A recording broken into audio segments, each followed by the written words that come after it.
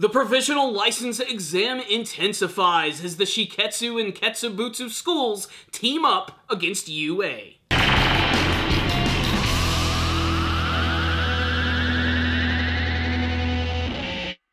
Let's get one thing straight. Season 3 of My Hero Academia is freaking incredible. There have been so many story arcs already, and they've all managed to be unique and fun in different ways.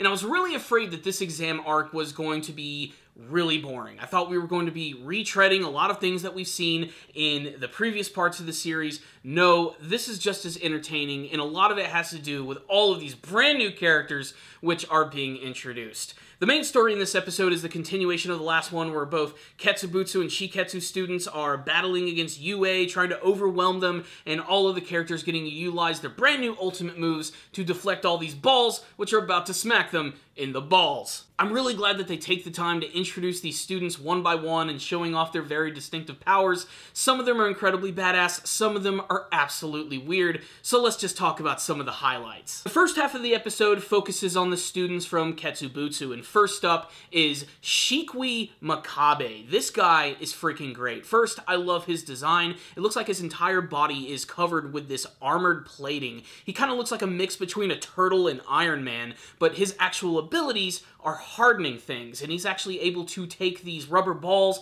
and harden and knead them in his hands, which make them all the more destructive. Imagine what he can truly do with these abilities, being able to enhance the power of weapons or maybe even people and clothing with his signature ability. It's really unique, and it shows that despite how weird these characters might look on the outside, you never really know what their quirk is going to be. I almost was convinced that this guy was going to be a turtle dude, but believe it or not, the turtle abilities actually end up going to the female member of the team. Tatami Nakagame, she is the girl who has the turtle power. That's revealed when she's attacked by Tokiyami Fumikage, and he tries to basically just completely slice her in half, and suddenly you see that the entire top portion of her body is missing, but she's actually able to basically push her very own torso into itself, kind of like a turtle going into its shell.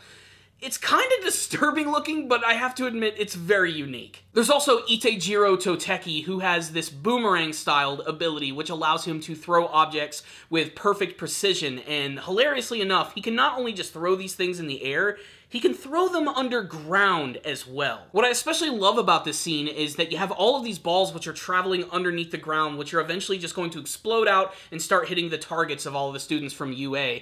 But we also get to see the students from UA actually utilize some new abilities, and I love that Kyoka now has these things that she wears on her hands, which allows her to basically send her sound waves into the ground, which cause massive explosions. But not to be outdone, we have Yo Shindo, who kind of looks like the default leader of the students from Ketsubutsu, and he has the ability to create vibrations in the ground. And basically, he can create giant freaking earthquakes. So much so that he manages to separate all of the other UA students and cause massive amounts of destruction. We don't get to see too much from the Shiketsu students, but the ones that do actually make an appearance in this episode truly leave an impact. First, Inasa Yoarashi. First off, I love his powers. They're wind-based. He can basically create massive tornadoes, and he utilizes this ability to take out hundreds of students at once, stealing all of their balls and just throwing them down like a friggin' hailstorm. I love his costume, too. Is it just me, or is this guy, like, subtly based on M. Bison from Street Fighter? But let's go ahead and get the elephant out of the room. Let's talk about the character that everyone's going to be psyched to see in this episode. That's right, Camie Utsushimi. She is a character that I imagine is going to be very popular with the younger My Hero Academia fans, in particular the ones that are going through puberty. Now, what makes Camie immediately interesting is not her overall design, which is basically just a scantily clad, leather-wearing woman, but the fact that she seems to have two distinctive quirks, something that kind of confounds me. Her first ability basically allows her to trick people into seeing where she actually is. She can sort of like manipulate their senses, so to speak. So you could be looking at her, and 1 second she's suddenly right behind you. Her other quirk is not revealed until the very end of the episode, where she seemingly has the ability to transform into anyone. Now, this alone is pretty freaking interesting, but it's overall Camie's personality that I find to be the most shocking, as, for some odd reason, the women in Deku's life are absolutely freaking nuts. Whether it's Mei Hatsume or Himiko Toga, there's another crazy woman in Deku's life, and she seems just as interested as the previous two, almost to a point where it comes off as a little predatory. It's pretty freaking insane, and the way that you actually find out that she has the ability to transform is in this really great, fantastic scene where they delve a little bit more into Deku's brand new armor, in particular the ones that are on his legs. His shoes can actually adjust and extend outwards to protect him, as well as actually amplify his power, and there's a great scene where it looks like Ochako is about to fall after being attacked, and he manages to jump in midair, save her, swing all the way around, and kick all of these other attacks back at his opponents. Just watching him escape from this group of heroes is great because, one,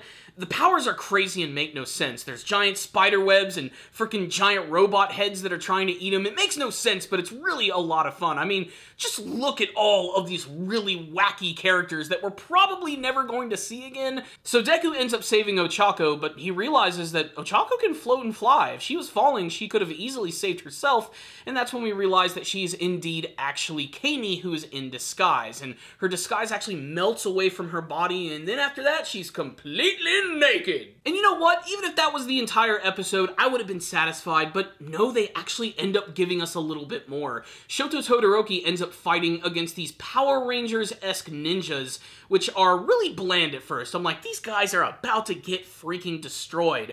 But their leader actually has a really unique quirk where he can actually make things enlarge. So in order to attack Todoroki, he has like this collection of bolts and washers and nails, and he can throw them, and as they're actually going towards their opponents, they grow in size and crash into anything and destroy them. This ability is really cool, but I also love that the leader of this group decided to coat his weapons in a specific substance that would allow them to endure the ice and the cold of Shoto Todoroki's abilities. If there's anything else I missed in this episode, I'm sorry, but there was just so much stuff going on in this one, and it was just so freaking amazing. So, what's the rundown on this episode of My Hero Academia? What a great introduction to so many cool characters.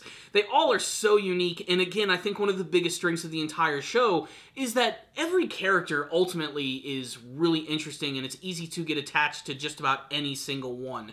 There are a lot of standouts in this episode. For me, my favorite things were Inasa and Camie, of course. Camie just because she's another crazy female character in the series. The fact that she possibly has two quirks, I think, is really interesting, unless she was somehow transforming herself in the battlefield or messing with the mind of Deku. I'm not really sure how all of that worked, but it's pretty cool, and I especially love that Deku was able to figure out that it actually wasn't Ochako when he realized that she could have actually saved herself. He's not only a really powerful hero, but he's also very analytical, and it actually ended up saving him as she was about to practically defeat him right there. Again, I loved seeing Inasa. Inasa is just such a really cool looking character. I love the look of him with the giant flowing cape and the giant flight jacket and everything, but that combined with the hat and his giant, just overall giant nature, like I said, he just reminds me of M. Bison from Street Fighter, but they really demonstrated why he's so incredibly powerful. He's able to take out so many people at once.